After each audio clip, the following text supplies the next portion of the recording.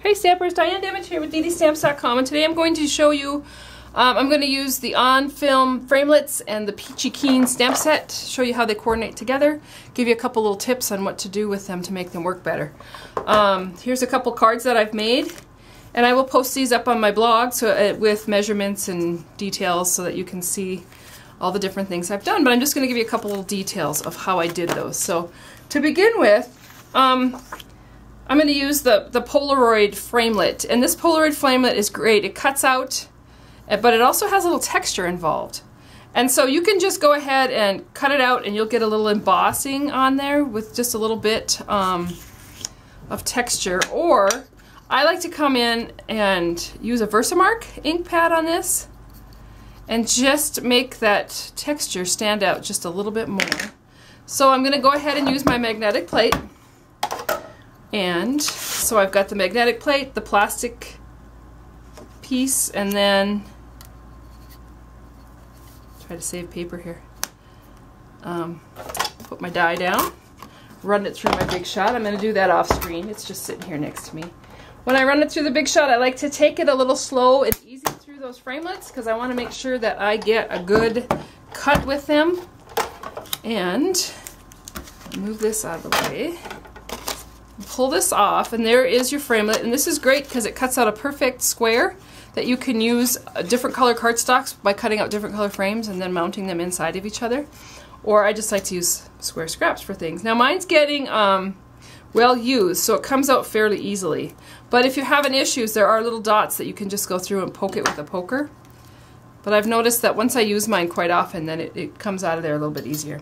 But you can see on this Polaroid frame how I got that texture on there, but also just a little bit darker are the lines, and I just kind of like that look. So there's a little idea using your Versamark ink with that framelit.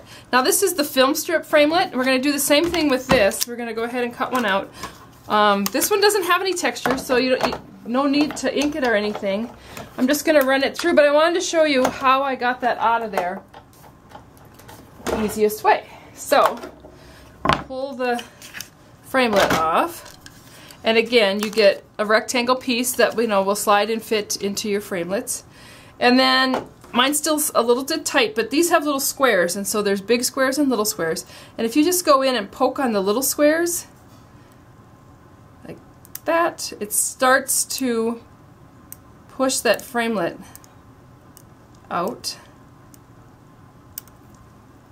See how it loosens it up? And then I'm just going to do the same thing on this side, and I'm only poking the little squares because poking the big squares is just going to push the little chad out of your film strip. So I pulled that off, and then I end up with a perfect film strip ready to go and a rectangle piece to put in it. And then on this side, what you're going to do is those little chads might stay in there.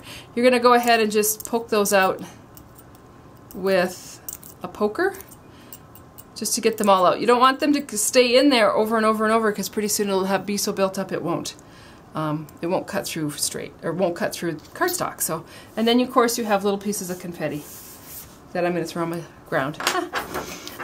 Couple other things on this one. You can see this arrow coordinates with this stamp here, so you have a great way to cut that arrow out. This one coordinates with this three little arrows in a row, so easy to stamp it and then cut it out so you can line it up. It also makes a cute little tree. And then there's some other stamps in there, but the one that I really wanted to talk about today was the camera. And I know some people have had some issues with the camera cutting it out. Now I put the camera on our gold foil paper, and somewhere here it is. And just like it is, put it on there, ran it through, and I end up with this cute little gold embossed camera that I actually use as an embellishment on one of my cards I'll show on my website.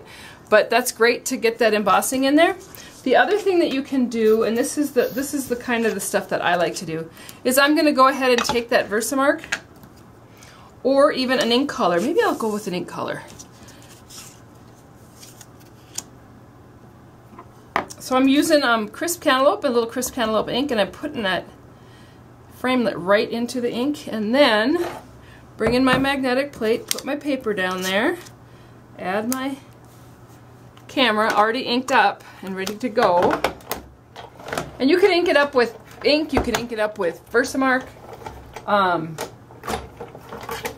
It all works. But then when you pull this out, pull out this camera, you've got a camera that is embossed and inked.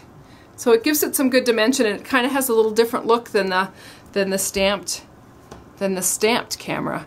But I'm going to show you now how to do the camera. Now I need to clean this because it's got pink on it, so let's get that cleaned off.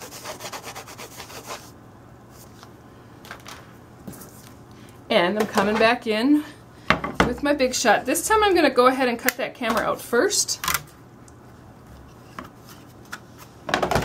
And then run it through my Big Shot. And because you can't line this up because this framelit is completely covered, you could never stamp it and line it up. So what I'm going to do is I'm going to poke this one out like that. And then I'm going to ink up my stamp. And this is the front side of the camera, but if I flip it over, ink up my stamp, lay it on my surface, and then lay my camera cut out right over the top of that stamp, and then push down with my finger. And when I pick this up, I've got a perfectly cut out camera. And I think that's the easiest way to do these cameras, and there's no way that you could line up the Framelit because it's completely covered, but that is perfect. It works out great, and it's really easy. So these are the cards that I made. I'll put these up on my blog, but you'll see where I like to put a little rhinestone embellishment in where the lens is. These are the 3 different kind of techniques that I just showed. So I hope you enjoyed those videos, and if you have any questions, feel free to contact me. Otherwise, make sure that you've signed up for my email list, a newsletter list, and that you've subscribed to me on YouTube. And we will see you soon. Thanks. Bye.